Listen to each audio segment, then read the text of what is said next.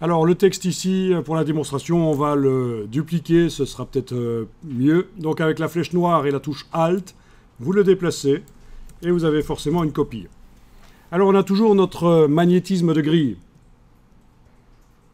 qui nous empêche de positionner les choses comme on veut, donc on va quand même aller le désactiver. Menu affichage, vous désactivez magnétisme de grille. Tout à l'heure on avait enlevé de l'affichage la grille, mais son magnétisme est resté.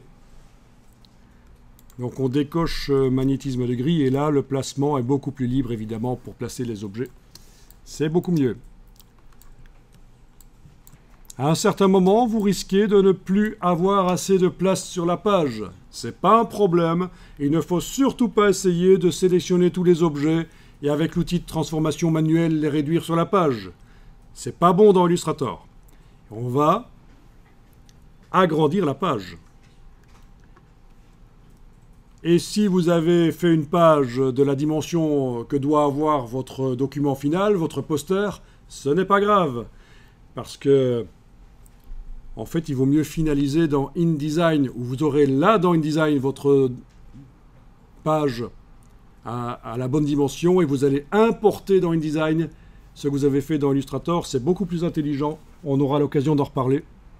Et donc voilà, activez l'outil ici, l'outil plan de travail. Vous voyez que là au-dessus, vous avez la possibilité d'aller encore modifier le format de la page et voire même son orientation, mais je ne vais pas m'occuper de ça. Mais au passage, vous voyez que si vous voulez modifier le format de la page, c'est par l'outil plan de travail que vous y arriverez dans la barre contrôle ici. Donc ce qu'on va faire, c'est prendre une poignée du plan de travail et agrandir. Et voilà. Et on revient avec la flèche noire et vous avez agrandi, il n'y a pas de problème. Vous pouvez enregistrer le document. Donc ça, c'est pour le cas où vous commenceriez à ne plus avoir trop de place sur la page.